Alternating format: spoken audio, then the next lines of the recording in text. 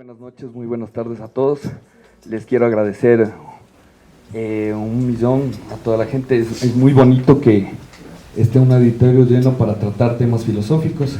En realidad, les agradezco muchísimo también a tres amigos que son muy gratos de la escuela. En el marco de las segundas jornadas de pensamiento crítico, filosofía y teoría de las babas, de la Escuela de Pensamiento de las Babas del Diablo, estamos haciendo en realidad un esfuerzo para que toda la gente tenga un proceso en el cual nos congreguemos para discutir, para tener un poco de divulgación de las nuevas investigaciones que se están haciendo dentro del marco filosófico. En este caso, quisimos pedir a tres grandes amigos de la escuela, y que son tres grandes de la filosofía, de los cuales admiro muchísimo su trabajo, y muy gentilmente nos han concedido un poco de su tiempo para estar aquí. Agradecemos también al Fondo de Cultura Económica que nos abrieron las puertas. Es una entidad que siempre ha estado muy aledaño con nosotros, con la escuela. Esta es la segunda vez que nosotros también hacemos un evento aquí de las segundas jornadas y les agradecemos muchísimo. No quiero restar mucho tiempo en ello, simplemente les voy a presentar. Está Estefan Vinolo, que es profesor de la Universidad Católica. Está Denis Sukitzer, que también es profesor de la Universidad Católica, y también está Rafael, que es profesor de la Universidad Central del Ecuador. Les invito por favor que en este caso que estén atentos a algunas de las actividades que tenemos. Todos los viernes estamos haciendo estas actividades. Hoy es en el Fondo de Cultura, pero también estamos haciendo todos los viernes en Casa Mitómana. Les invitamos también a subir para la Casa Mitómana y les agradezco mucho. El orden de intervención también de los ponentes es de Estefan, Denis y Rafael, y cada uno nos va a presentar sus investigaciones de lo que están haciendo últimamente, y al final para abrir un diálogo con ustedes. Les agradezco mucho. Un aplauso, por favor. Pamela, Diego, muchísimas gracias por la invitación a hablar una vez más con ustedes aquí en las Babas del Diablo. Muchas gracias también al Fondo por recibirnos una vez más. Se nos ha pedido hablar de lo que estamos investigando ahora mismo en el campo de la filosofía, y por decirlo simplemente, lo que yo estoy investigando ahora mismo de mi lado, lo que estoy intentando hacer es introducir en filosofía, o más precisamente en fenomenología, el concepto de inexistencia, que sería una modalidad particular del aparecer que subestimó la fenomenología alemana. Para explicarles un poquito de qué se trata eso, quisiera primero decirles que lo que a mí más me interesa en estos momentos es el concepto de invisible, que es un concepto que está muy de moda. De hecho, pueden encontrarlo obviamente en teología, donde lo invisible juega un papel fundamental. También en estética, lo invisible también juega un papel fundamental. Pero incluso en sociología, cuando hablamos hoy de esas famosas minorías invisibles, pues ¿qué estamos diciendo realmente cuando estamos diciendo que ciertas cosas son invisibles? Y eso tiene un impacto tremendo en filosofía, puesto que desde como mínimo el surgimiento griego de la filosofía, siempre se ha pensado que el filósofo tiene una relación particular con la visibilidad, y que de cierta manera hacer filosofía siempre es querer ver algo. ¿Se acuerdan en la caverna de Platón? Desde ya aquel entonces el filósofo es quien logra salir de la caverna para ver la verdad. En la meditación de Descartes, cuando Descartes explica todo su proyecto filosófico, en la meditación 2, Descartes dice pues que precisamente el trabajo del filósofo es, cito, levantar los velos para ver la realidad por fin desnuda, tal como si toda filosofía fuese ya un poquito pornográfica. Hacer filosofía y hacer pornografía no es algo tan diferente. Y también encontramos otra vez eso en fenomenología contemporánea, con el concepto de intuición, ¿ya? Que en latín, una vez más, intueri, pues significa ver a través de. Entonces la filosofía siempre está obsesionada por lo visible, por lo que se da a ver, tal como si hubiera un vínculo fundamental entre entender y ver. Y de hecho notarán que incluso en el lenguaje común, cuando queremos decirle a alguien, ¿entendiste eso?, pues siempre le decimos, ¿ves lo que quiero decir? Tal como si la mente humana fuese una especie de cine en el cual se proyectan imágenes, ¿ya? De ahí la importancia de pensar la categoría de lo invisible.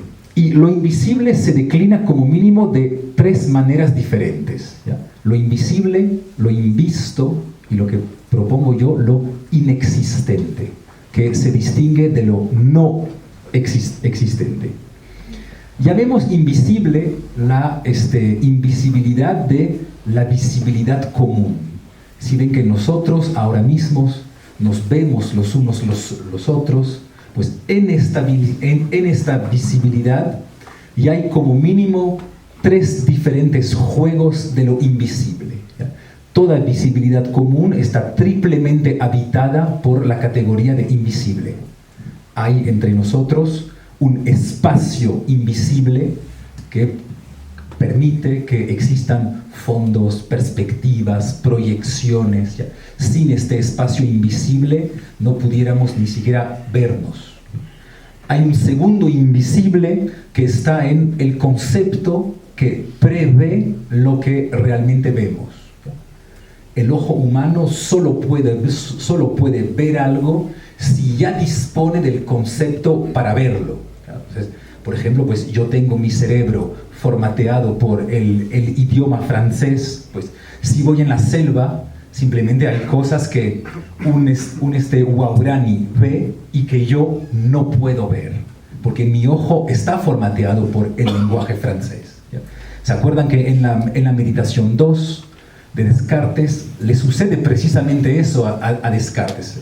¿Se acuerdan cuando está en el balcón y dice, veo pasar seres humanos por la calle? Y dice, no veo realmente pasar humanos por la calle. Veo pasar sombreros, sacos, formas, y yo juzgo que son seres humanos, ¿ya? Es mi cerebro que conceptualmente decide que ve seres humanos ahí. Y hay por fin un tercer invisible que habita toda visibilidad común, es lo que el filósofo alemán Husserl llama lo apresentado, en una sola palabra, ¿ya? Tal como hay cosas presentadas, pues hay algunas cosas que son apresentadas. Si yo miro ese esfero, pues ven que por mucho que yo le esté dando vueltas y vueltas, siempre hay una parte de él que permanece invisible, precisamente la que yo no puedo ver.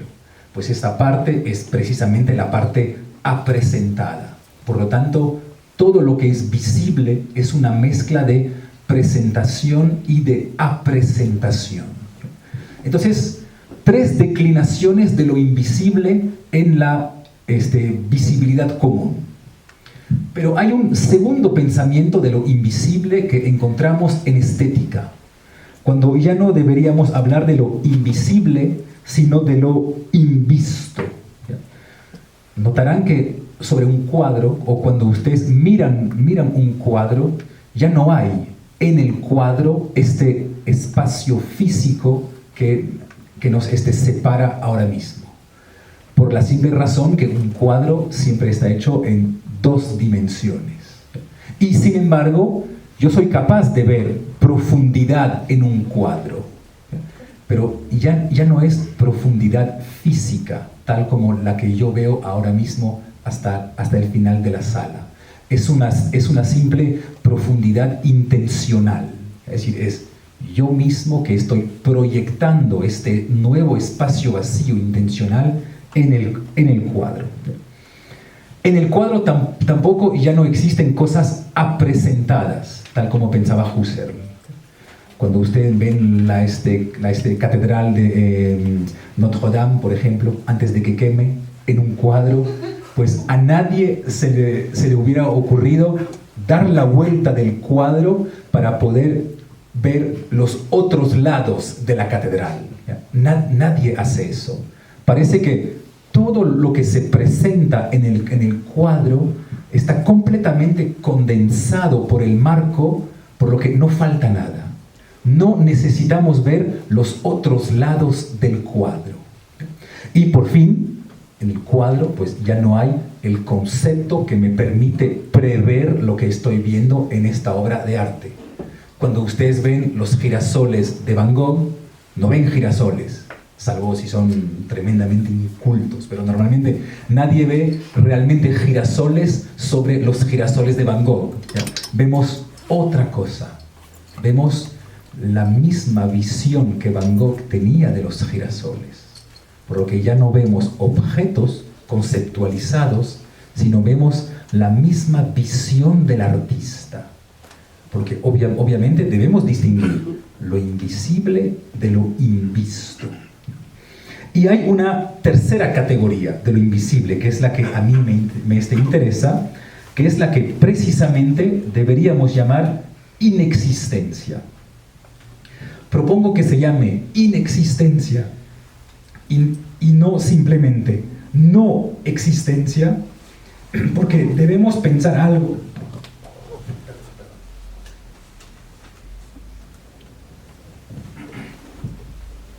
Porque debemos pensar algo que, desde el fondo de su invisibilidad, determine absolutamente todo lo que aparece. Por lo tanto, es algo que permanece siempre invisible, nunca podrá manifestarse de por sí, y sin embargo, determina absolutamente todo lo que aparece. Y eso, pues, hay un ejemplo clásico en filosofía, que es, por ejemplo, el amor. El amor nunca aparece en el mundo. Nunca nadie ha visto el amor. No lo pueden ver. Y sin embargo, tal como todos experimentamos en caso de rupturas amorosas, pues sabemos que el amor determina absolutamente todo el mundo, todo lo que aparece en el mundo. En caso de rupturas amorosas, bien sabemos que no es que hayan más o menos objetos en el mundo. No es un problema ontológico la ruptura amorosa. Los objetos que estaban ahí antes siguen también ahí después. Sin embargo, todo el mundo ha cambiado. Todo el mundo, no en el sentido ontológico, sino en el sentido fenomenológico. Es decir, que todas las redes de significaciones que para mí construyen un mundo, de repente cambian. Y de repente cambian porque el punto invisible que las determina las hace radicalmente cambiar. Este restaurante en el cual nos dimos nuestro primer beso, de repente ya no puedo entrar en él, me parece insoportable. Esta música que era nuestra música, ya no la quiero ni escuchar, de repente suena mal. Es decir, que literalmente todas las redes de significaciones que fenomenológicamente constituyen un mundo han cambiado radicalmente, sin que, por lo tanto, el amor aparezca como tal. Por lo que lo inexistente, lo que nos debe permitir pensar, es que hay cosas que no aparecen en el mundo, sino que aparecen en tanto que mundo. Y cuando de repente no aparece un nuevo objeto en el mundo, sino de repente el mundo cambia completamente. Y el mundo cambia completamente sin que nunca aparezca este factor o este punto invisible que hace que el mundo cambie. Por lo tanto, lo que debemos pensar en el caso de la inexistencia es un objeto paradójico que tiene la capacidad de presentar de manera positiva una ausencia. Es una ausencia, el amor nunca se ve, permanece ausente, y sin embargo tiene la facultad positiva de determinar absolutamente todo lo que aparece en el mundo. Solo acabo con un punto. ¿Por qué eso es importante? Porque se dirán, bueno, ya, y es importante porque implica un cambio radical de paradigma en la filosofía. Porque nada visual puede, por definición, presentar una ausencia. Es decir, por mucho que ustedes tengan visiones geniales, un cuadro genial, una película genial, una imagen moderna, postmoderna, torturada, por definición no puede presentar una ausencia. Porque si ustedes presentan, o más aún si representan, están encerrados dentro del campo del presente, de la presencia. Por lo tanto, la única manera de pensar lo inexistente es de pasar del paradigma visual de la filosofía a su paradigma discursivo. Porque si bien yo no puedo ver una ausencia, la puedo perfectamente decir. Por lo tanto, se trata de modificar radicalmente la filosofía y de decir que la filosofía no está vinculada con lo que se ve o con un paradigma visual, sino con un paradigma discursivo. Percibir siempre es ya escribir. ¿Y por qué escribir? Porque solo la escritura tiene la capacidad de presentar de manera positiva negatividades, es decir, ausencias, faltas, inexistencias, etcétera, etcétera. Por lo que es un proyecto un poquito ambicioso, pero se trata de decir que se debe repensar la filosofía a la luz del paradigma discursivo, a la luz de la escritura. Muchísimas gracias por vuestra atención.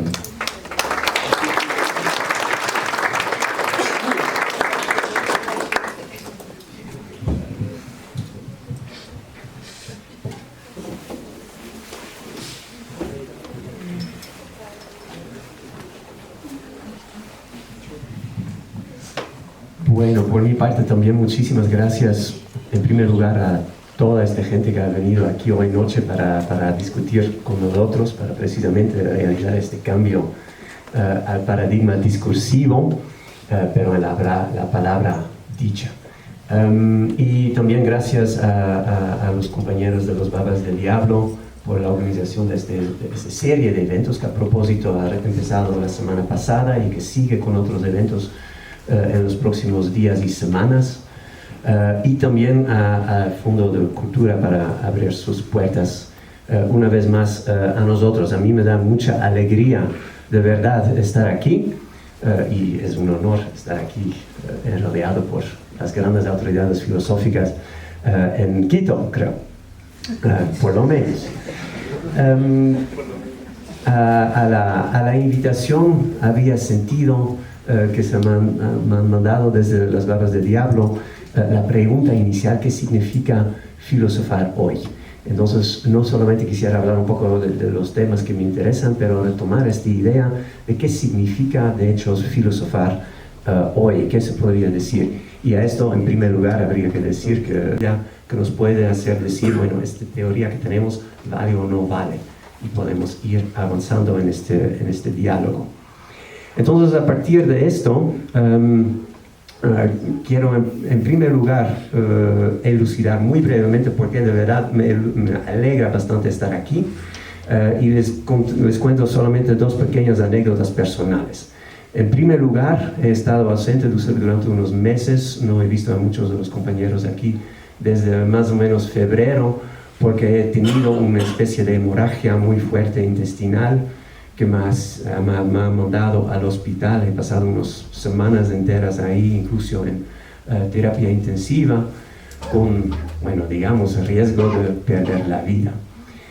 Y el otro es un poco más alegre, porque al rato que salí de este hospital, justo con mi existencia todavía intacto, unos 2 días después nació mi hija, Zoe Sophie, que ahora es otro pequeño aporte a la sobrepoblación mundial, una niña espléndida, y me alegra bastante también.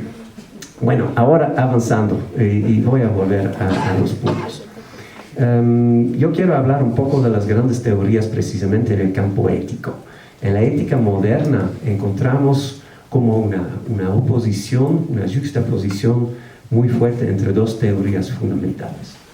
En primer lugar, por un lado tenemos la deontología kantiana, que desde su propuesta de un imperativo categórico nos va a decir cuáles son los principios que se debería respetar en cualquier acto que cometes, ¿no es cierto? Y por otro lado, por otro extremo, pero surgido casi en la misma época y muy vinculado juntos, está el utilitarismo. Y el utilitarismo, como teoría ética, va a decir, uno debería actuar de tal manera que el resultado da lo mejor para la mayoría de los concernidos. Y el ejemplo clásico que se da precisamente en clases de ética para elaborar esas dos teorías, y suele ser el punto de inicio para toda discusión moral, es el famoso dilema del tren. La idea es la siguiente: imagínate que estás al lado de una vía de tren y estás percibiendo que viene un tren en su vía, y si va todo recto, sin ningún cambio, hay un problema porque hay 5 obreros en la vía, trabajando inconsciente de lo que les va a pasar en muy poco tiempo. Sin embargo, estás tú al lado y estás al lado de un transmutador de dirección de este tren, y este tren, al momento que tú le ves, está justo antes de una posible desviación. Entonces, si tú aplastas el botón al lado tuyo, el tren se va a desviar de dirección, va a tomar otra vía, no van a morir las 5 personas. Sin embargo, en esta otra vía hay una persona. Y la pregunta por iniciar este tipo de debate es, ¿qué haces? Ahora, para saltar un poco toda la discusión que está detrás, que se puede hacer miles de variaciones sobre el tema, pero muy brevemente, el deontólogo te va a decir, si tú aplastas el botón, si tú actúas, estás matando a una persona. Y esto nunca se puede decir, no puedes matar y punto. Entonces, las circunstancias son muy adversas, qué penita, van a morir 5 personas, pero tú no puedes matar a alguien. Y por otro lado, por supuesto, los utilitaristas van a decir, espera un rato, hay una persona que va a morir o 5. 1 o 5, o sea, la decisión, por supuesto, mejor que muere una persona, tú lo matas, bueno, sí, pero te salvas 5 personas. Esas dos teorías tienen mucho en común. En primer lugar, son teorías muy radicales. En ambos casos es un no matarás, pase lo que pase, con todas las posibilidades que se puede variar el ejemplo. Y por otro lado, los utilitaristas van a decir, pasa lo que pase, las consecuencias y el cálculo del mejor resultado es lo único que cuenta. En segundo lugar, lo que tienen en común es un poco el campo metafísico más, es el hecho de que lo correcto por hacer, lo que se debe hacer, tu deber, precede a este concepto extraño del bien. Ahora, habíamos escuchado hace poco el mito de la caverna platonista, en donde tenemos una idea del bien.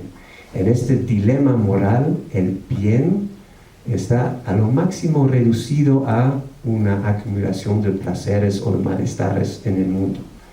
Pero lo correcto es el concepto fundamental para tanto Kant como Mill y Bentham, los utilitaristas.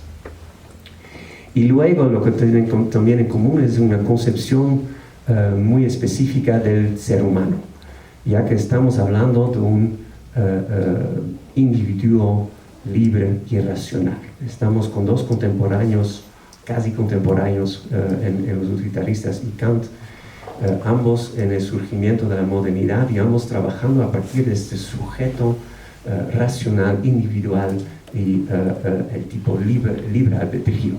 Es decir, él decide a través del uso de su razón, es un razonar que se debe hacer para determinar lo que se debe hacer, y es un libre albedrío en cierta manera un poco atomizada o anonimizada. Es un actor que está ahí que esto es la decisión, ¿qué haces? Punto. Entonces, la dificultad en la cual nos encontramos con la filosofía moral moderna en este empate es precisamente esto. Estamos en un empate, estamos en un choque de dos maneras de pensar sin aparente manera de resolver esta oposición, este dilema. Hasta hay una inconmensurabilidad lingüística, no se entienden las dos maneras de ver el mundo.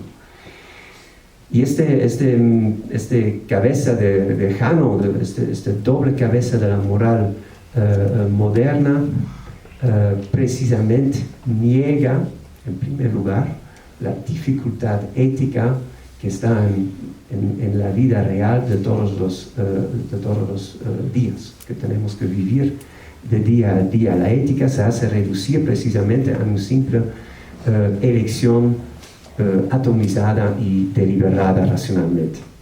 Lo que falta es precisamente esta experiencia de estar en la situación concreta y real. Además, o sea, más concretamente dicho, ¿qué falta en ambos casos? En el caso de la deontología, del imperativo categórico, no hay ninguna referencia al contexto. El contexto no importa. Te encuentras en esa situación de dilema del tren, van a morir 5 personas, esto no es tu culpa, es el contexto, es la situación, no puedes hacer nada, salvo la decisión, tú matas a alguien aplastando el botón o no, es la única decisión que es tuya.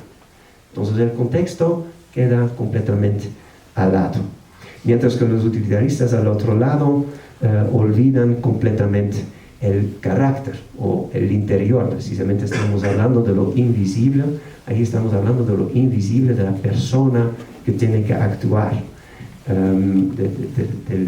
de la interioridad vivida.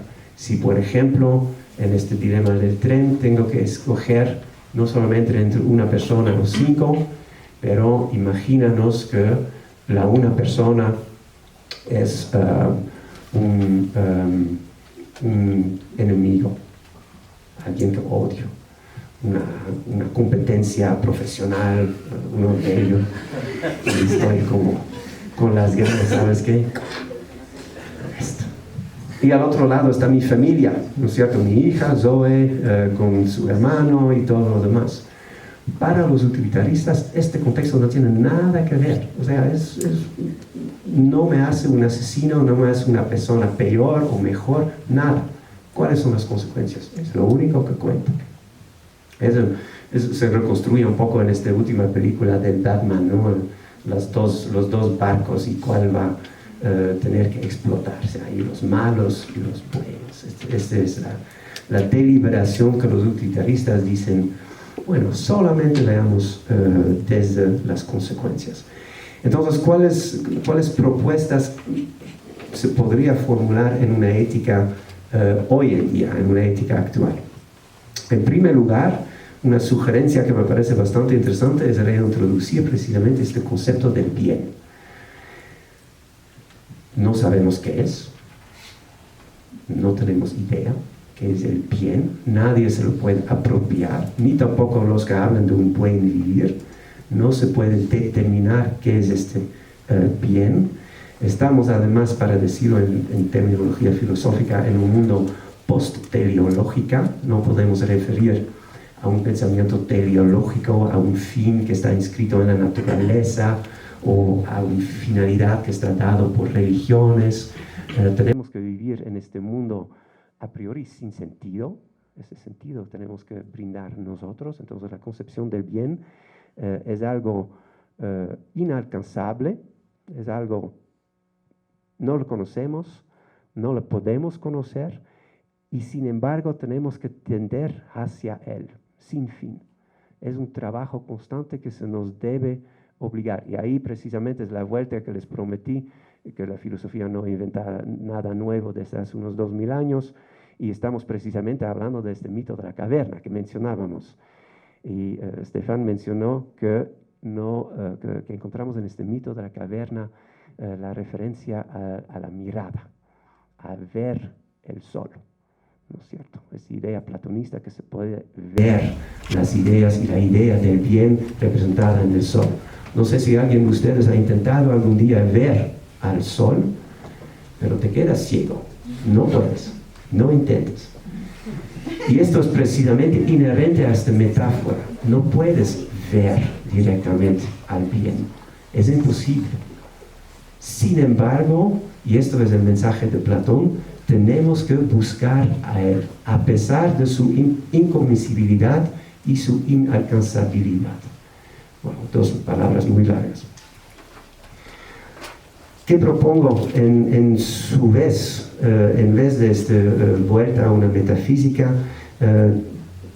Estoy pensando más bien reconstruir este concepto de bien, otra vez más o menos de acuerdo con Stefan, más o menos, de una manera discursiva.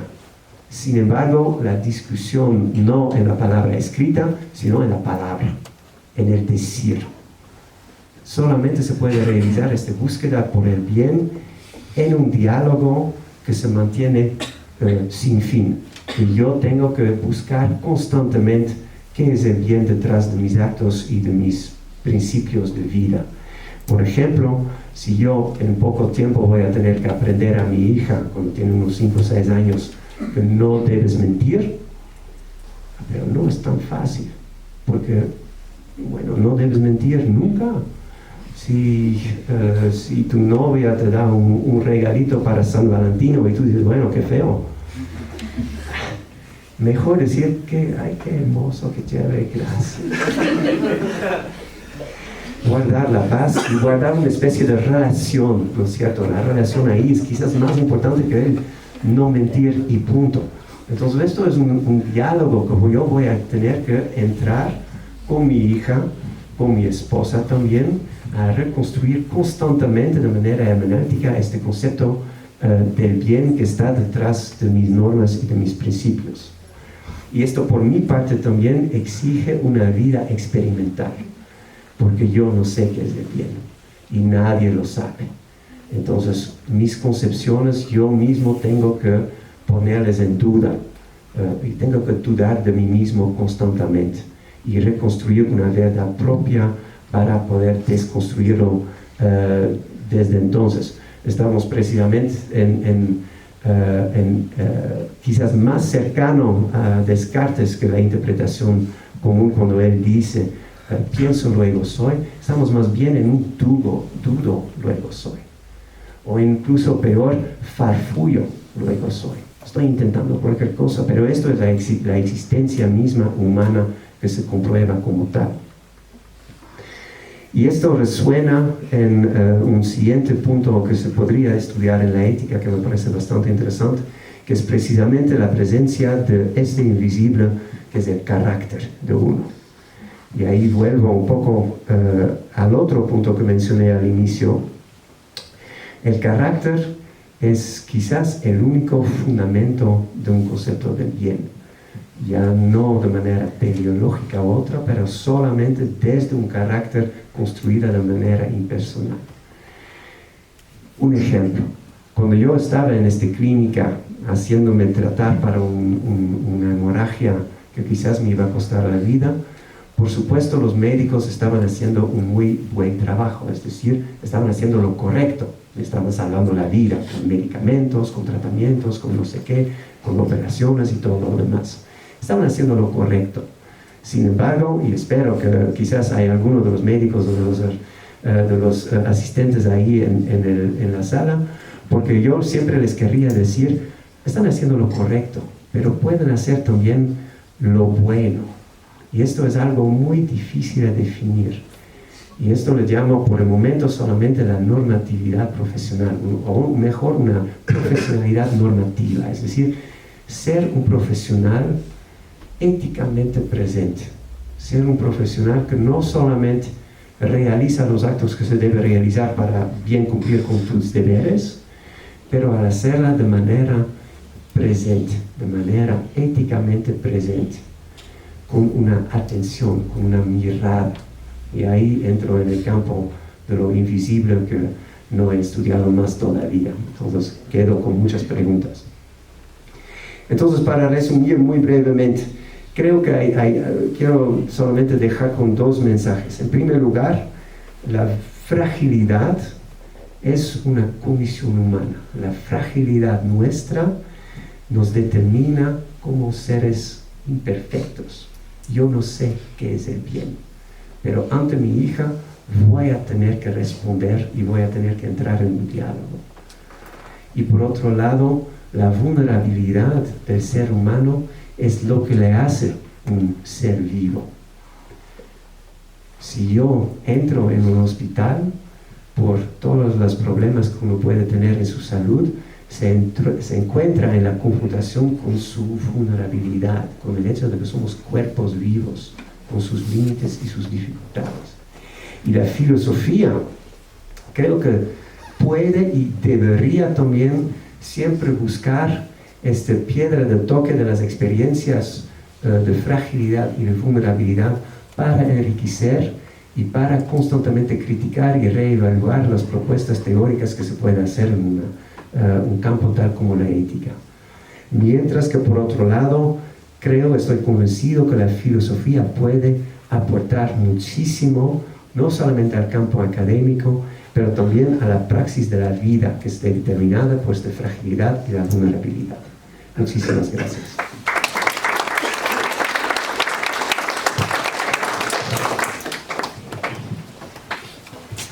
Bueno, buenas noches a todos ustedes. Gracias al Fondo de Cultura, gracias al grupo Las Barbas del Diablo por la invitación.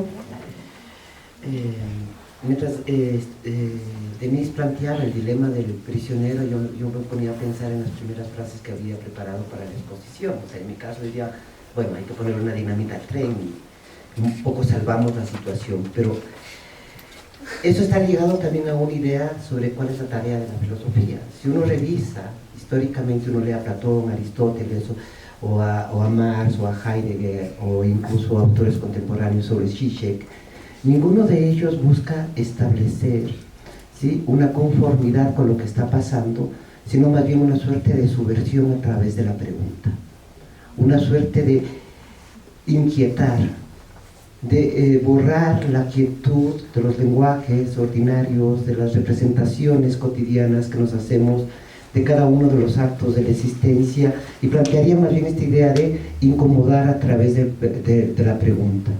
¿Pero qué clase de pregunta es? ¿Por qué es necesario incomodar? Porque la mirada cotidiana es una mirada que conformista, que genera subjetividades que se conforman y que genera diálogos que acuerdan lo que ya está acordado y que, y que es un contrato que todos admiten, lo asumen, pero no lo entienden ni lo comprenden.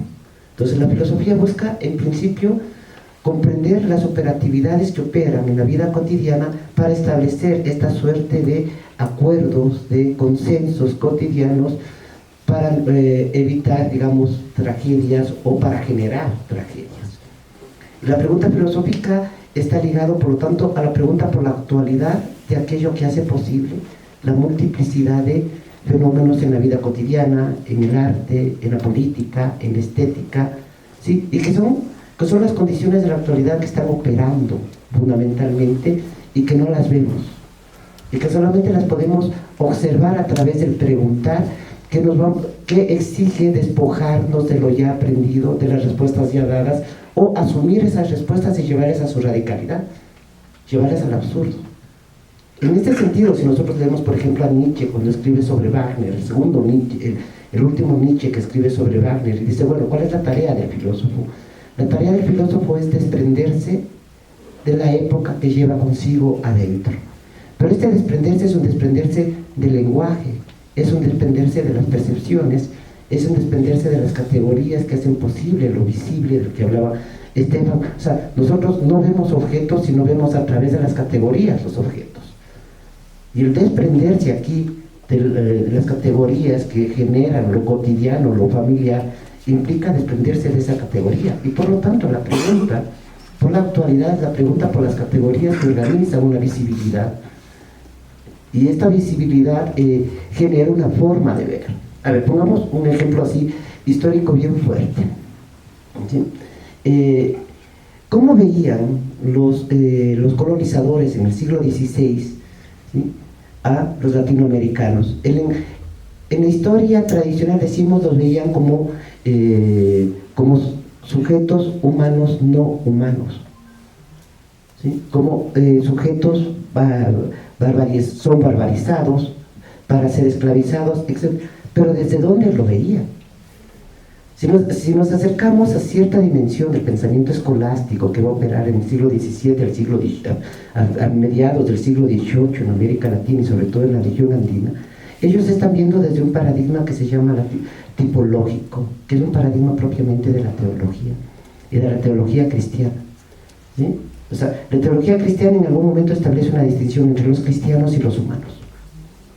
Los cristianos son aquellos que son verdaderamente hijos de Dios y que logran a través del ejercicio racional develar las intenciones del Creador, y los humanos son solamente, tienen la forma de humanos, pero que no logran tener ninguna intuición de la revelación divina. Esta idea de la tipología está escrita en varios, puede hacer uso de varios textos de la Biblia, sobre todo del Antiguo Testamento, a partir de los cuales se establecen una serie de clasificaciones de los seres humanos no cristianos. Entonces, llegan acá, conquistan un territorio, leen el latín diciendo, en latín, no, yo no soy latín, ¿sí?, leen el latín diciendo, este es un territorio que pertenece al rey de España y al reino de la cristiandad. Como los indígenas no lo entienden, ¿sí?, son eliminados, porque no aceptaron la ley, porque simplemente no entienden la ley. En el siglo XVIII, esta idea, este paradigma del tipológico a partir del cual se lleva a cabo la colonización y que permite, entre otras cosas, la emergencia de la hacienda en América Latina, ¿sí?, se muta a nuevas formas de categoría estrictamente modernas, donde el sujeto está pensado como un ser racional, individual, que puede producir un mundo a partir del ejercicio racional, ¿sí? Entonces, son dos miradas distintas que ven, digamos, un mismo terreno del acontecer histórico. Entonces, ¿cuál es la tarea de la filosofía? ¿Sí? Mostrar cómo operan estas categorías de la subjetividad. La filosofía no se propone establecer una moral, sino preguntar, ni establecer una ética, sino preguntarse, como lo decía Temis, ¿sí?, pues preguntarse por las teorías de la ética contemporánea. No decir cuál es la mejor y cuál es la peor, sino hacer las preguntas de a dónde nos llevan estas éticas. ¿A dónde nos puede llevar una ética que se configura, digamos, en la teoría de la ontopolítica de Carl Schmitt? ¿Sí? Indudablemente, para muchos, la ética nos llevaría a los campos de concentración de Auschwitz, ¿sí? Pero preguntarse por las categorías del pensamiento implica, entre otras cosas, una tarea de incomodar de modo permanente, pero incomodar trastocando el lenguaje, produciendo huecos en la palabra, con la finalidad de producir, ¿sí?,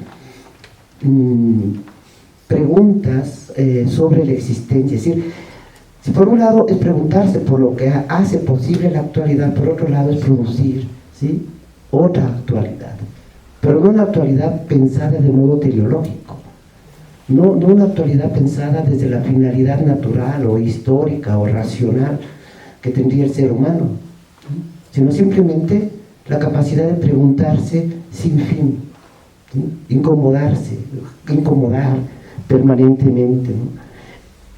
Esta idea de que esta tarea de la filosofía yo la vinculo a un trabajo que vengo ya realizando algunos años cuando tengo tiempo, ¿no? Cuando las otras tareas de la academia no nos permiten tener tiempo, porque la academia, como decía Cioran, es el espacio obligado de pensar en moralidad.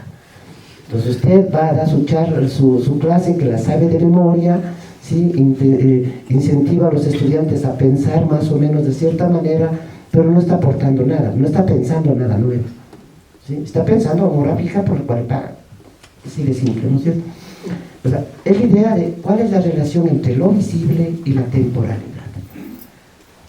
¿Qué relación hay, por un lado, de lo visible entendido como aquella capacidad estructuradora de la percepción y de la representación que nos hacemos de un mundo determinado, ¿sí?, y entendiendo que la percepción es siempre una percepción de un mundo y no es una percepción natural, sino una percepción ¿sí? inscritas en categorías, inscritas en esquemas de comprensión, inscritas en un lenguaje, y que me hablan de un mundo dentro de un mundo posible, pero dentro de un mundo histórico que es el ser humano en el cual nosotros nos movemos. Digamos, ¿sí? El problema de lo visible, ¿sí? Y lo visible está atravesado, pues lo visible es un agujero, es un queso gruyere, está atravesado de agujeros, ¿no es cierto? Está atravesado de yuxtaposiciones, de cosas que son próximas, pero que en realidad son absolutamente distantes una de la otra. Y por otro lado, ¿qué relación esto tiene, ¿sí? con el tiempo histórico? La pregunta por el tiempo histórico hoy cada vez se vuelve más crucial si consideramos que la experiencia que nosotros hoy tenemos del tiempo no es la experiencia de hace 20 años o la experiencia de hace un siglo. La misma categoría de tiempo ha mutado, la misma forma de vivir la temporalidad ha mutado de forma fuerte, ¿sí? O sea, la modernidad, el cristianismo tiene un fin del tiempo, que es la salvación y la resurrección. La modernidad propuso un fin del tiempo, que era la realización de las utopías, ya sea la utopía liberal de corte capitalista, ya sea la utopía comunista, ¿sí? de corte estatista, tal y como sucedió en el siglo XIX, las dos utopías fracasadas, rotundamente además. Actualmente la percepción del tiempo está ligado a la carencia de un fin, la carencia de una finalidad teleológica, y por lo tanto la vivencia, digamos así, cotidiana está muy encerrada en lo que sería el nihilismo, ¿no es cierto? Y el nihilismo no es no creer en nada, sino buscar creer en todo. Entonces un día nos volvemos feministas, al otro día somos ecologistas, ¿no? Y después somos comunistas republicanos, ya no creemos en eso, nos volvemos liberales, ¿sí? Es una urgencia, es una necesidad existencial en creer, más que una respuesta intelectual, más que una respuesta ontológica, ¿sí? Y además tenemos el fenómeno de que los acontecimientos hoy se multiplican en acontecimientos banales ligados al uso de la tecnología, ¿sí? Acontecimientos además que generan la ausencia del compromiso, que generan una ética hiperutilitarista, ¿sí? En el sentido más básico del utilitarismo, ¿sí? Y que generan la imposibilidad de poder imaginar los futuros repensando los pasados, ¿sí? Es como mantenernos dando la vuelta alrededor de un agujero vacío, queriendo experimentarlo todo, ¿sí? Un juego de hay que experimentar, hay que experimentar, hay que experimentar, pero sin saber hacia dónde ir, ¿sí? Si la modernidad y el cristianismo nos daban un fin, el mundo contemporáneo no tiene ese fin, sino que tiene que crearlo, volverlo a crear. ¿Y cuál es el terreno de esa creación? Otra vez la política, otra vez el arte, otra vez el pensamiento, ¿sí?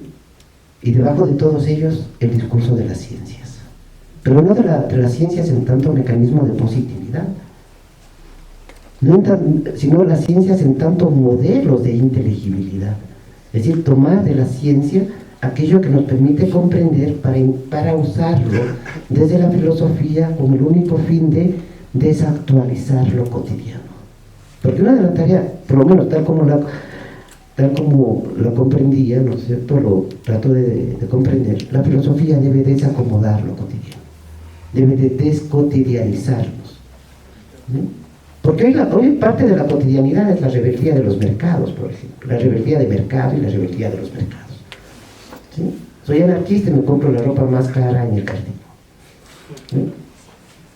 Y converso como anarquista, digo frases que los anarquistas usaban en la primera mitad del siglo XX y me declaro antisistema, pero consumo lo más caro del sistema, ¿no? ¿Hay paradoja? Sí. ¿Hay ambigüedad? Sí. Pero ese es los rebeldes de mercado. Hay muchos rebeldes de mercado, hay muchos rostros en esto. Y por otro lado, sí, la rebeldía de los mercados. Creo que nosotros vamos a estar en una crisis social más pronto que tarde con los acuerdos últimos que se llevaron a cabo. Bien, ¿cómo vincular lo visible y la temporalidad? ¿Sí? Regresando sobre un concepto, pensando un concepto, historizando el concepto de sujeto en las distintas formas de modernidad, pero pensando en el momento contemporáneo, en la disolución del sujeto, ¿sí?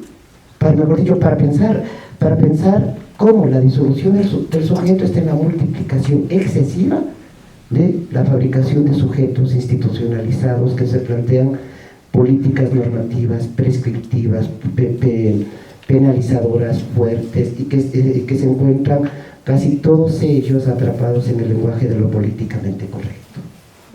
Si ustedes observan los discursos políticamente correctos que van desde lo étnico, pasando por el género a lo ecológico, etcétera, etcétera, ¿sí? Son discursos profundamente normativos. Son discursos profundamente prescriptivos, penalizadores, ¿sí? Pero ahí no hay sujeto. Hay la ilusión institucional de un sujeto, pero no hay sujeto político, no hay sujeto ético, y no hay tampoco sujeto estético. Y creo que ese es uno de los puntos a los que debemos apuntar, que la filosofía hoy debe apuntar y preguntarse cómo lo políticamente correcto nos volvió más conservadores en vez de más libres. ¿Sí? Cómo lo políticamente correcto nos generó un lenguaje de vigilancia, retomó un lenguaje de vigilancia cristiana, ¿sí? Muy favorable al mecanismo internacional contemporáneo.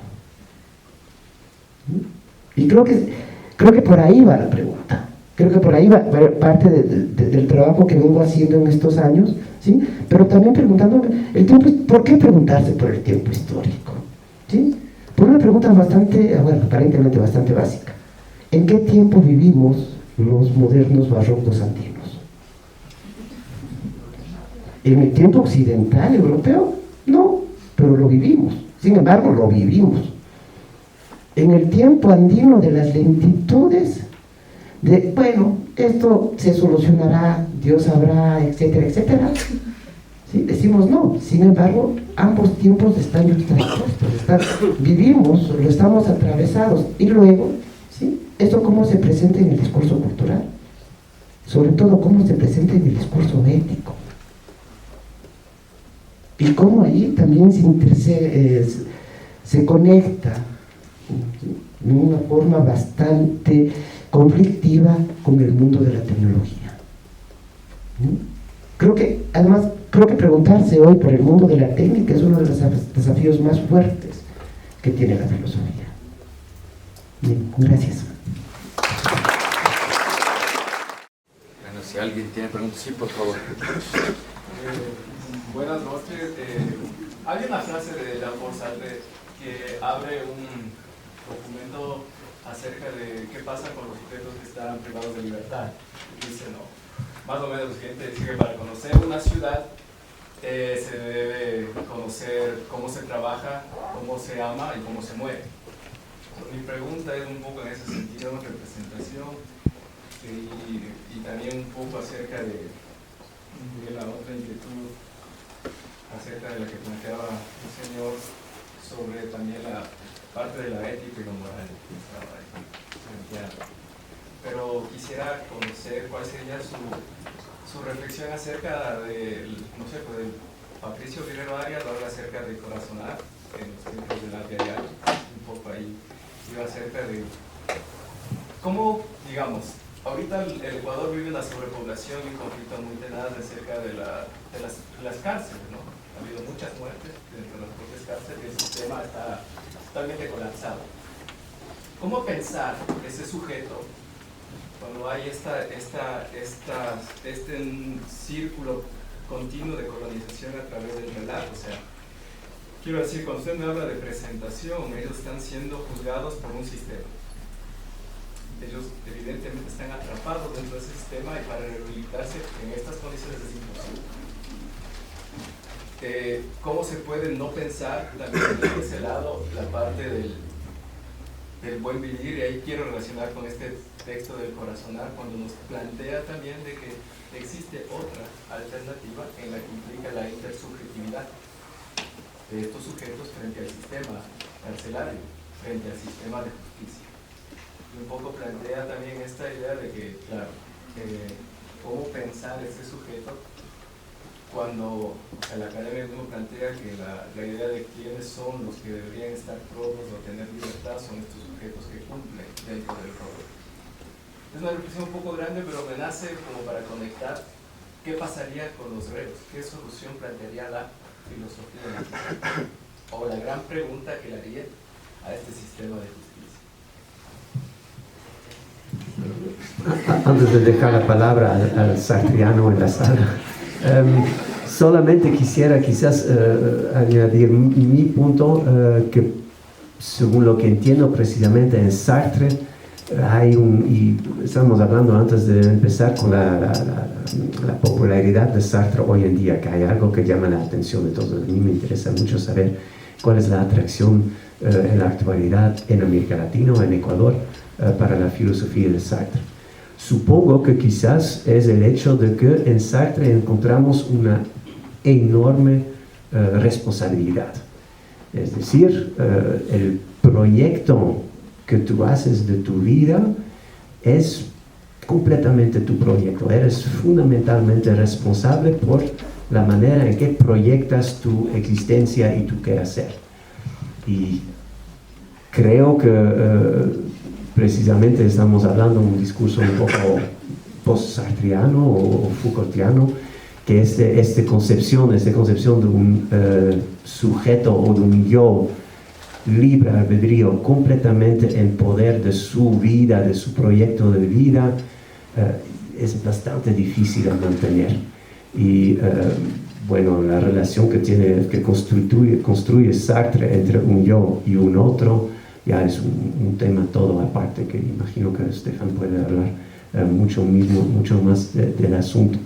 Pero consideraría yo que la dificultad que encuentro en Sartre es esta idea de un yo atomizado, de un yo ahí sumamente responsable de todo su proyecto de vida, que es una manera para decir, si estás en la cárcel, fue tu decisión, así lo decidiste tú. Es difícil, ¿no? Es duro.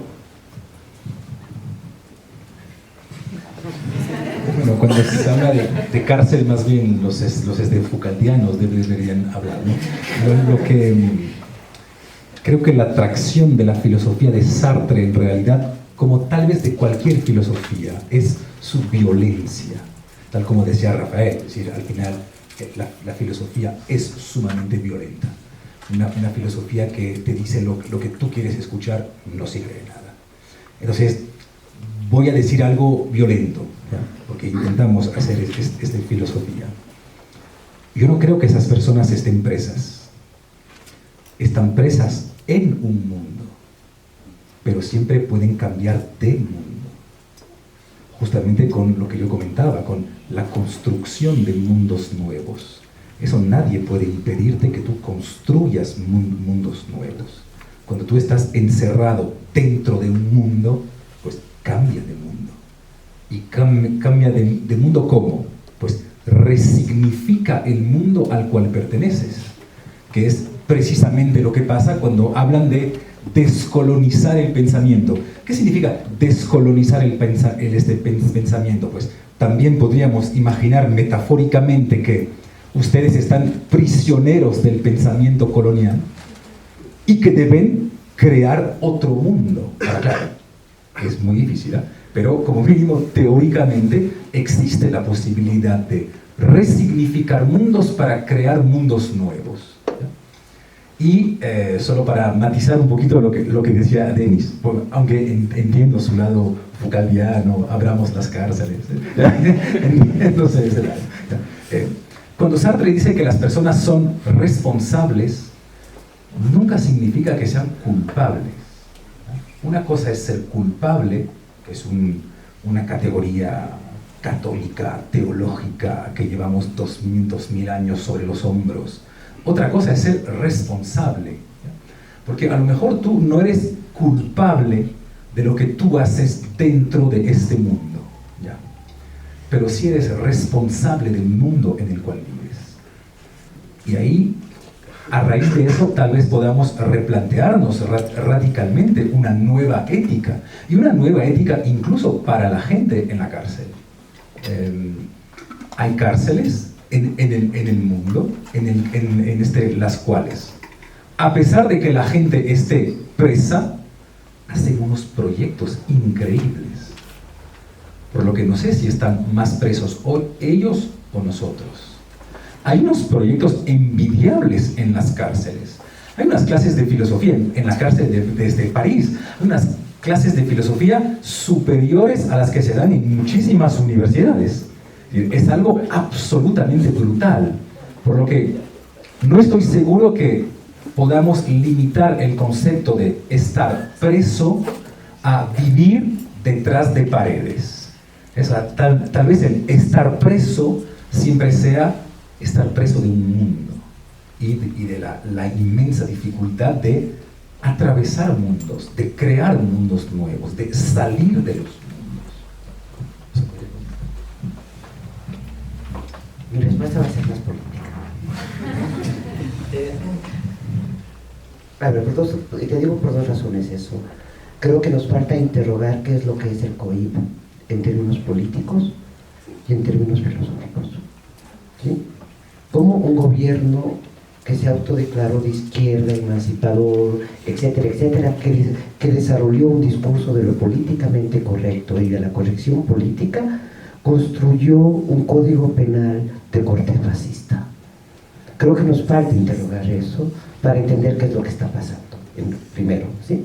Porque si tú revisas y comparas el COIP con el Código Penal anterior, vas a observar que no se mejoró, que no se desarrolló alrededor del discurso de la garantía de los derechos, sino que se generó un código de la culpabilización a través de los derechos.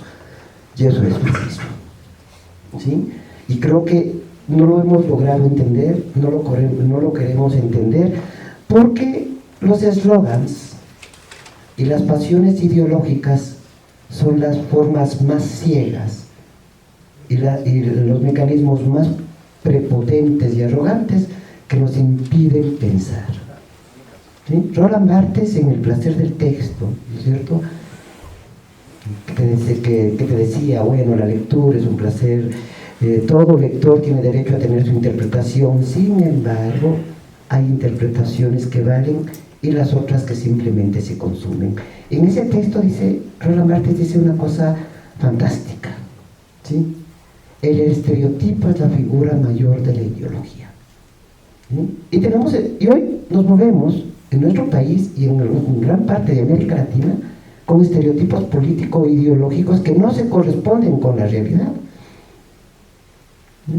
Entonces una pregunta histórico-política que hacerse ahí, ¿cómo, ¿sí?, el código civil, el código penal nuevo que se supone está organizado en base a la garantía de derechos, es de corte fascista, generado en los gobiernos del socialismo del siglo XXI? Es una pregunta muy importante, porque el tema del derecho es un tema que muy pocas veces entramos en discusión.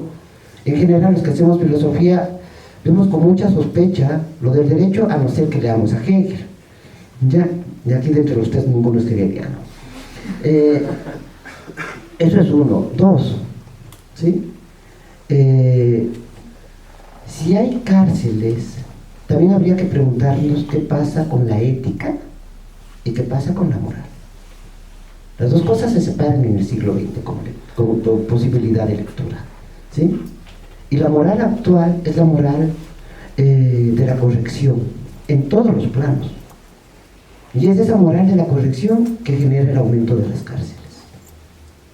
No solamente es el sistema penal, no solamente es el sistema de justicia, que sabemos que opera en base a, digamos así, a la falacia, por poner un término amable, ¿ya?, sino que veamos el otro mecanismo, como la instauración de una moral, ¿sí?, basada en el discurso del buen vivir, genera el aumento de los presos y de las cárceles. Por eso mi énfasis es, a ver, preguntémonos por la actualidad, pero no preguntemos por lo que se ve, sino por aquello que genera la actualidad. Eso por un lado. Y por otro lado, yo no soy muy gentil, digamos, ni muy amigable con frases como hay que ser sentipensantes o hay que dejar, o hay que sentir y corazonar el pensamiento. Porque eso es ser más occidentales de lo que se declaran ser anti-eurocéntricos. La razón, si seguimos a los biólogos contemporáneos y a ciertos filósofos de las neurociencias contemporáneos, la razón es una de las formas más altas de la emoción. ¿Sí? Y no es esta dicotomía entre sentir y pensar son dos cosas distintas, sino que todo lo contrario. ¿Sí? Pero cuando digo hay que ser sentipensantes, y creo que eso pone en duda en Occidente, estoy siendo occidental y repitiendo el lenguaje de los liberales del siglo XVII y XVIII. Estoy repitiendo a Locke, estoy repitiendo a Hobbes, ¿sí? Como si fuese algo nuevo. Ahora, eso nos deja una enseñanza muy importante de capitalizar. La crítica al mundo actual viene del pasado, no viene del futuro. La modernidad nos enseñó a criticar el presente, la actualidad, desde la imaginación posible del futuro. Pero el mundo contemporáneo, en lo que algunos autores llaman el giro histórico, el giro epistemológico en las ciencias sociales, ¿sí?, es hacer que el pasado se vuelva crítico del presente. Es decir, como autores como Nietzsche o Kant, ¿sí?, pueden ser críticos del Círculo de Viena, por ejemplo. Como autores como Pascal pueden ser críticos de Rancière. Yo porque amo mucho a Rancière, ¿no? Pero se trata de hacer eso. O sea, no se trata de pensar por fuera del Mesías y el sacerdote moral que la cultura cristiano-católica nuestra nos ha introducido. El cristianismo es lo más profundo de nosotros mismos, ni siquiera la modernidad.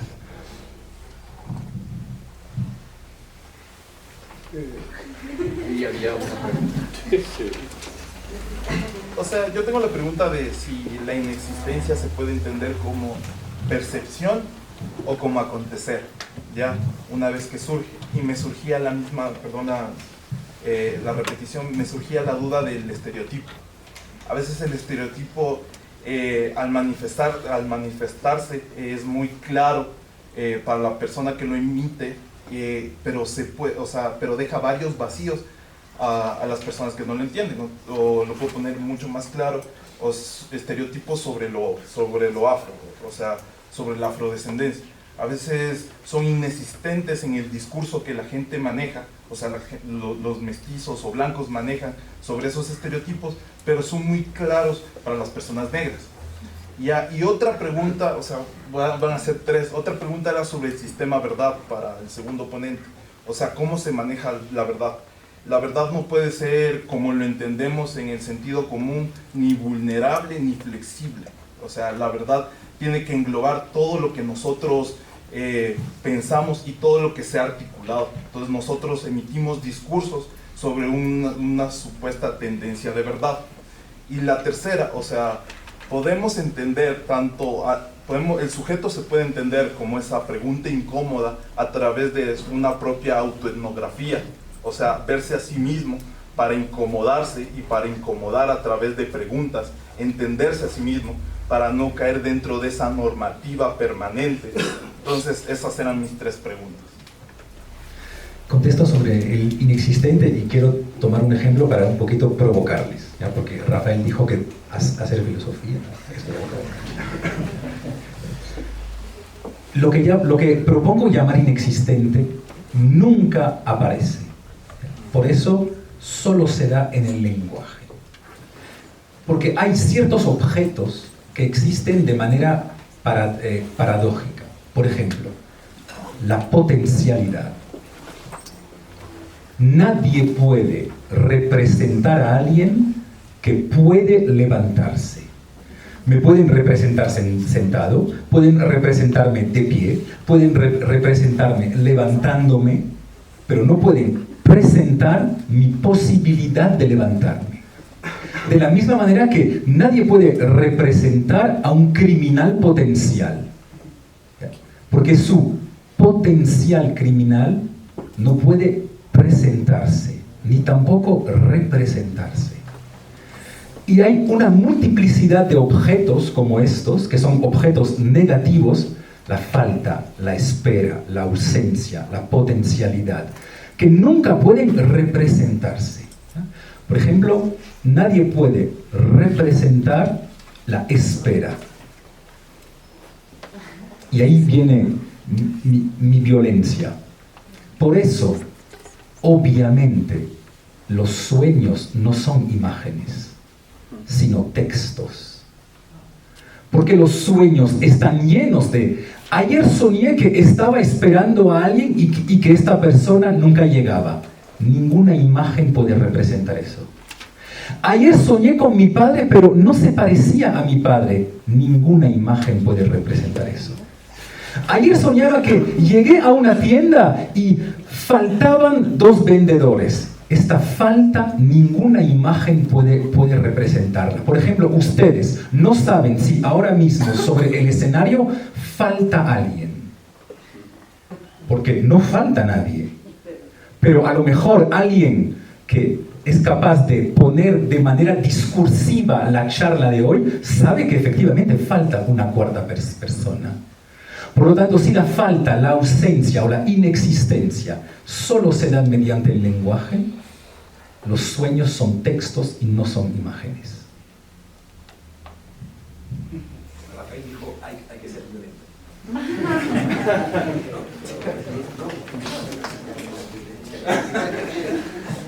Yo tengo una pregunta ligada a esto. Pero me falta... Sobre la inexistencia.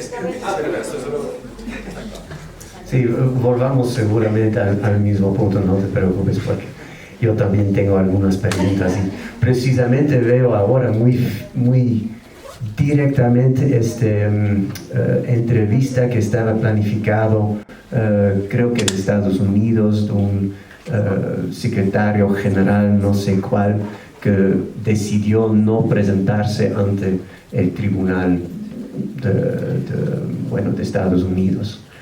Y precisamente le veíamos, ¿no? Estaba ahí la silla vacía, entonces estaba muy bien representada la ausencia. Bueno, pero seguramente nos puedes hablar, podemos hablar del asunto. Me preguntaste acerca o sea, a mí es el asunto de la verdad, ¿no es cierto? Y precisamente lo más interesante en esta concepción de verdad es lo que el mismo Foucault, que ya hemos visto surgir un poco, él estudia este concepto de decir verdad, de la parresía, es la palabra que utiliza. Y literalmente parresía, panreses, quiere decir todo. Pero por supuesto, y ahí entro otra vez en tu ponencia, por supuesto es imposible decir todo. No se puede decir todo. Cualquier discurso que armamos va a ser una selección, una mirada específica. Y más particularmente la manera en que Foucault retoma este concepto del parresía es el decir verdad en una relación intersubjetiva. Y esto me hizo pensar precisamente, no para ser choqueante o nada, esto es talento de otros, pero recién tuve una discusión, 2 discusiones, una hace un tiempo y el otro recién, que me hizo pensar al anterior, en lo cual surgió el mismo extraño fenómeno que una persona viene a verme y dice, bueno, hay un malestar, hay alguna cosa que no va, ¿qué pasa? Cuéntame qué está en tu corazón o no sé qué quieres. Yo intentando explicar mi posición, mi verdad, y la otra persona que me responde y dice, no es así. Muy extraño. O sea, si quieres tener mi punto de vista acerca de un malestar, no puedes decir, no es así. Esto es una manera de apropiarse la verdad, es decir, te estás equivocando en tu experiencia y, o sea, estás en la cárcel, no es así, en tu mente estás libre, o sea, no, yo vivo en la cárcel, ahí están las paredes y ahí está la sobrepoblación, etc. ¿Cómo puedes decir que no es así? Es muy extraño. Entonces ahí creo que hay una replanteación de la verdad de una manera intersubjetiva que puede ser muy interesante, muy fructuosa. Bueno, creo que no se puede decir la verdad, toda la verdad a la vez, ¿no? Siempre se la dice como dice Lacan en uno de sus seminarios, fragmentariamente y de manera continua. ¿Sí? Es decir, se trata de reconstruir esas continuidades a partir de un posible fin. De un posible fin. ¿Por qué empiezo con eso? Porque me parece que una de las grandes, de algo que tenemos que salir hoy, acá, es del discurso de la identidad. Y entrar al discurso de los mecanismos de identificación. ¿Qué es aquello que produce un... ¿Qué es un adolescente? Entonces tenemos unos discursos esencialistas sobre la adolescencia, pero ¿qué es alguien que atraviesa por la pubertad? Y eso no está claramente definido, por lo menos en la psicología y en la clínica. ¿Sí? Pero además, no solamente la identidad entendida como una sustancia está ligado a la producción de un sujeto normalizado, normativo, que opera dentro de las estructuras nacionales. ¿Sí? Pero a partir de que sabemos de que la realidad no es sustancia, ¿no? O sea, desde que se producen las grandes revoluciones científicas de finales del siglo XIX, es decir, entre 1880 a 1930, por ejemplo, ¿no es cierto? Cantor, Einstein, la teoría de la mutación biológica, etc. Sí, sabemos que la realidad es relación. ¿Sí? Y que las realidades son múltiples relaciones. Pensar en un mundo que empieza a actuar bajo la lógica de la relación, la identidad es una forma de subvertirle o de justaponerle dos mecanismos, ¿no es cierto? Una mirada teleológica y una necesidad permanente de desteologización. Creo que la tarea permanente de la filosofía es desteologizar el pensamiento. ¿Sí? Y en ese sentido, cuando buscas la identidad, estás fabricando el discurso de la identidad. Entonces lo que hay que ver es cuáles han sido los distintos mecanismos que han producido ciertos estereotipos, ciertos modelos, han tipologizado gestos, comportamientos, etcétera, ¿sí? A partir de los cuales se produce una identidad que opera sujetada a una institución política y a una multiplicidad de dispositivos de poder. ¿Sí? Y creo que es algo que tenemos que despojarnos, pero cotidianamente estamos bajo esta necesidad de cuál es el yo de mi yo, ¿sí? Que no es una pregunta moderna, ¿no? Porque finalmente cuando digo yo soy yo, estoy planteándome una pregunta racional para preguntarme sobre el yo. Cuando estoy buscando el yo en mi yo, estoy retornando a momentos precartesianos, prekantianos. Y esto implica que en un caso de una autoetnografía como la que tú propones, Francisco, ¿sí? Implica aprender a verse en la disolución del yo y ver los mecanismos que me producen, que me identifican, que me segmentan. Es decir, cuando doy el nombre a algo, no solamente le doy el objetivizo o le vuelvo un objeto, sino que le doy una función y un lugar. ¿Sí? Cuando produzco una identidad, le estoy dando una función y un lugar. ¿Sí? Y se trata justamente no de preguntarme quién soy, sino cómo han dicho que soy, o cómo los poderes quieren que sea. Y se trata de jugar, digamos, permanentemente una suerte de razón, y vuelvo a las palabras iniciales de Stefan, una razón medio pornográfica, ¿sí? Obscenizar para desobscenizar, ¿sí? O sea, ¿cómo me sitúa en mi cuerpo? ¿Cómo me dice el pediatra? ¿Cómo me dice el médico? ¿Cómo me dice mi padre, el profesor, el sacerdote que es un cuerpo? ¿Cómo me dice el discurso étnico, de género, el discurso político, lo que es un cuerpo? Y ver cómo opera esto en la producción real, en la subjetivación real. ¿Sí? Porque el cuerpo, en términos materiales, es una cosa como cualquier otra. Pero en términos históricos, en términos sensibles, el cuerpo siempre es un fragmento fractal de un proyecto o de varios proyectos. Y creo que por ese lado iría la pregunta.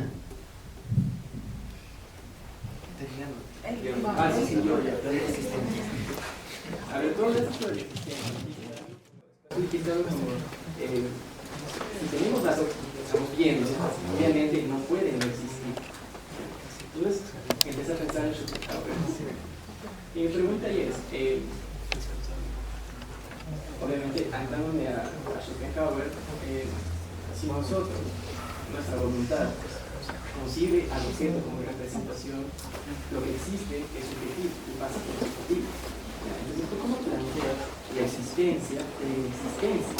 Aunque sin el texto de sí ya es existencia. Para llegar a eso, bueno, ahí ya vamos un poco más hondo. Entonces, es la idea según la cual debemos abandonar el paradigma de la representación para pasar al paradigma de la significación. Porque la significación es lo que te permite presentarte de manera negativa o inexistir, ¿ya? Porque precisamente la significación no exige de ti ningún tipo de presencia para eventualmente manifestarte. De ahí el cambio de la filosofía del paradigma visual al paradigma discursivo. Es decir, ¿qué tal si asumimos que solo son significaciones y que ya no son representaciones de las cosas? Pues tal vez podamos operar un inmenso giro en la filosofía. Tomando Yo no creo en nada. Tomando en cuenta lo de la significación. El momento que hablamos ya de arte contemporáneo, estamos hablando de un arte no representativo. Sí. ¿Tú consideras que eso es una significación? Claro, por eso. No, sin parar. Porque lo que yo te iba a preguntar, no preguntar realmente, sino era algo, hablando de la inexistencia, para ti siendo como una ausencia, estábamos hablando que el ver una ausencia no se puede, obviamente a nivel material. Ajá. Pero el momento que hablamos ya de un performance, estamos viendo una inexistencia, porque realmente es una ausencia presente, porque no es una representación. Entonces, ahorita cuando tocaste la significación, quería Entonces, siguiendo a Rafael, por eso no existen artistas contemporáneos, solo existen públicos contemporáneos. Los artistas es el público. ¿Por qué? Porque si las obras ya no representan y solo significan, el genio soy yo quien es capaz de significar la obra. No es el artista que es capaz de representar algo. Por lo que los verdaderos artistas o el genio artístico contemporáneo no está ni en el artista, ni en la obra, sino en el ojo del espectador. En el estado del eco. Claro. ¿Ya? Ahora, sobre la inexistencia. No pensé que la gente se interesaría en eso. La inexistencia en realidad nunca puedes verla. O sea, aquí podemos tocar que el objeto de arte es inexistente, ya que es inmaterial. Se puede ir bajo esta teoría. No el objeto de arte, porque el objeto existe. ¿Ya? En cambio, lo que sí es inexistente es el efecto estético que produce en ti. Es decir, hay personas que ven una aspiradora y ven una obra de arte. Ahora, ¿qué pasa si dentro de este concepto que tú dices, el objeto de arte comienza a cambiar, ¿no? Pero en el paso del cambio estás dejando un objeto que deja de ser y creas una ausencia. Esta ausencia sigue estando presente, puede ser considerado un objeto inmaterial. No hablo de un objeto no material, sino de un objeto inmaterial. No entiendo bien qué sería un objeto inmaterial. Lo que sí, una significación inmaterial. Es como una ausencia, pero aquí ya hablamos que la significación queda ahí, pero también la significación, sí. Es como, por ejemplo, las Torres Gemelas se cayeron. Sí. Tú tienes el recuerdo de esta ausencia. Sí. A nivel antropológico, todavía puede ser considerado que esto está ahí, ¿no? Porque puedes tener un rastro de algo que estuvo. Entonces, podemos hablar de un objeto inexistente. No, yo no llamaría eso objeto inexistente. De hecho, gracias por el ejemplo, ven que es imposible que una foto represente la ausencia de las Torres Gemelas. Nadie puede representar la ausencia de las Torres Gemelas. Si yo le presento la foto de este Manhattan a un niño, no ve la ausencia de las Torres Gemelas. ¿Quién es capaz de verla? Pues quien es capaz de manera discursiva de comparar un recuerdo que tiene con lo que ve ahora en esta foto. Pero la ausencia está en el proceso discursivo, no en la foto. Pero ¿y qué pasa, por ejemplo, una persona que vio las Torres Gemelas y regresa al mismo puesto y ve su ausencia? Ah, pero no la ves, la piensas. Es un proceso. ¿Ya? Pero, claro, A pero nivel nunca... visual, exacto. Al nivel visual, tú ves que, o sea, no falta nada. O sea, Nueva York está lleno, no falta nada. Pero yo soy capaz de significar esta ausencia, pero no de verla. Pero un no lugar intencional, no visual. ¿Ya? Por eso los sueños no pueden ser imágenes, nos mienten, son textos.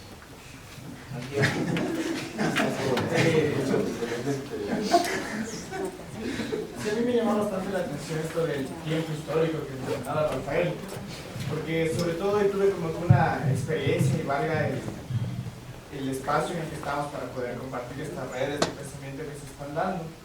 Se está organizando el primer coloquio nacional de estudiantes universitarios aquí en Quito.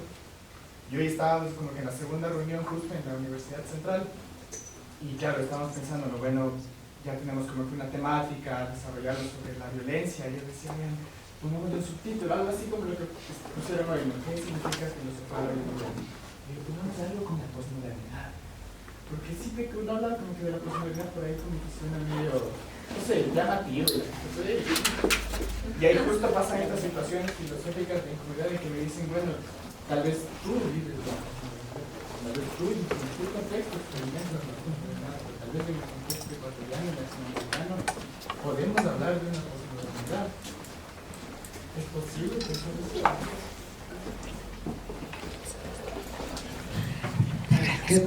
Veamos.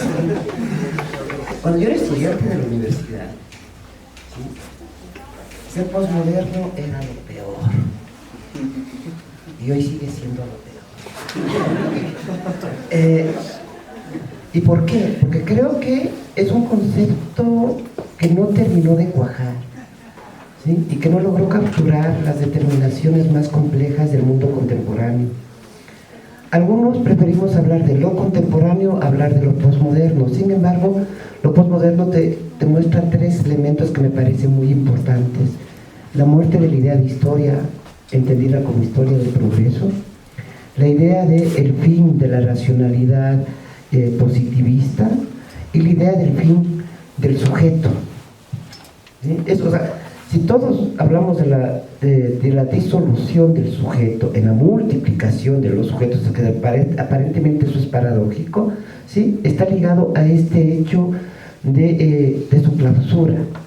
Porque si algo caracteriza el mundo contemporáneo es que es un mundo ya en el terreno cotidiano post-teleológico. Es decir, muy poca gente piensa en términos de fin, de racionales, de alcanzar objetivos que alguien o la naturaleza o la historia o alguna divinidad nos impuso llegar en una suerte de permanente perfectibilidad humana.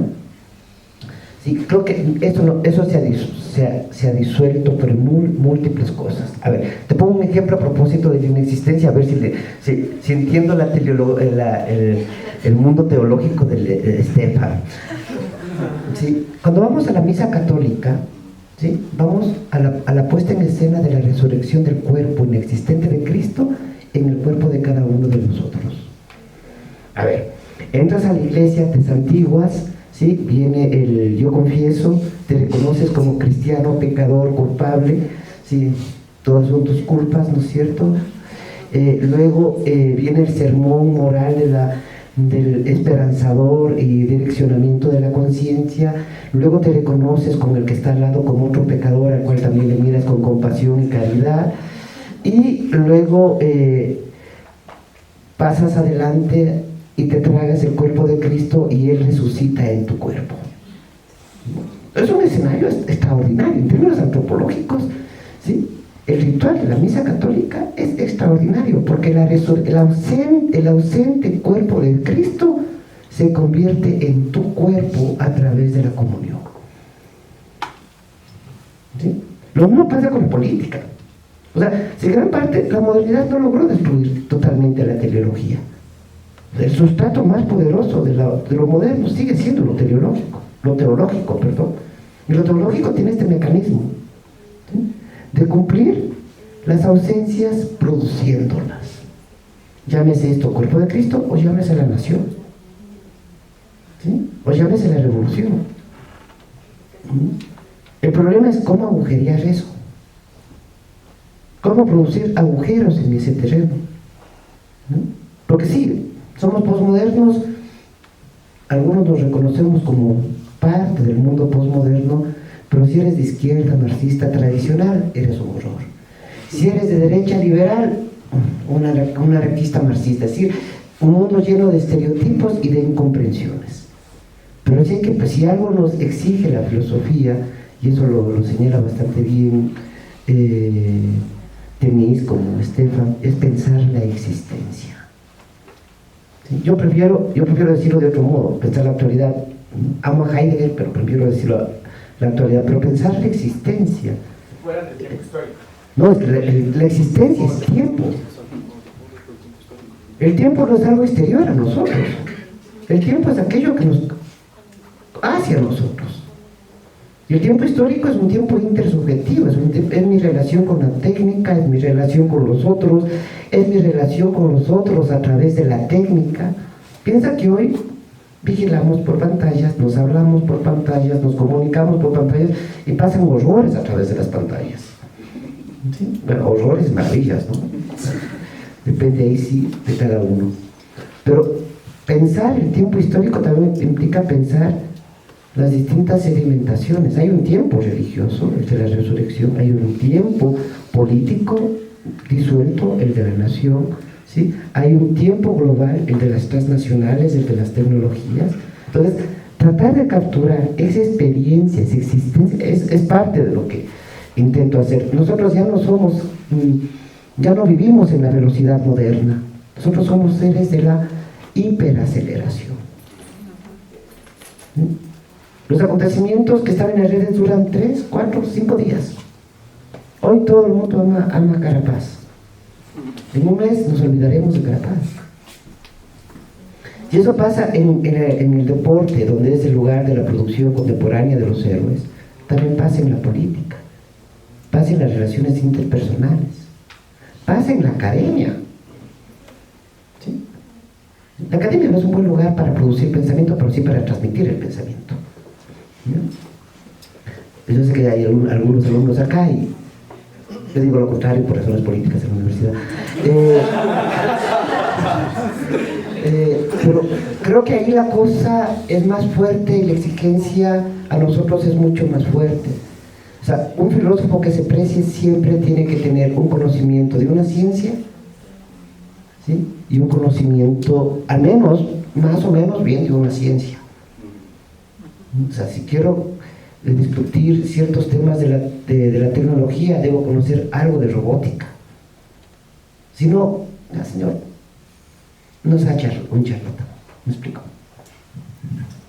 Javier, preguntas más. Sí, es decir, agradeciendo a Stefan, a Denis, a Rafael, siempre las ponencias son excelentes. Y en base a la filosofía, cuando decimos que debemos dislocar y quebrar, buscar una respuesta a golpes, y nos decimos que debemos imaginar los futuros repensando los pasados, yo hago la pregunta hacia la academia. Yo digo que la academia se ha autoinvisibilizado y no ha puesto en la existencia a los sujetos académicos, a buscar reproducir conocimientos desgastados, conocimientos que son guiados a gente como yo. En todo caso, ¿cómo buscamos un pensamiento, por así decirlo, original? Tenemos pensamientos desgastados o conceptos desgastados.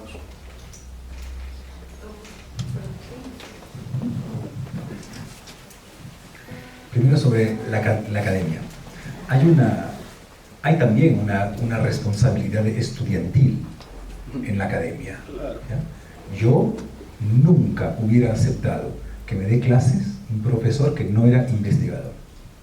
Yo no pago para eso. Nunca lo hubiera aceptado. No sé por qué ustedes aceptan eso.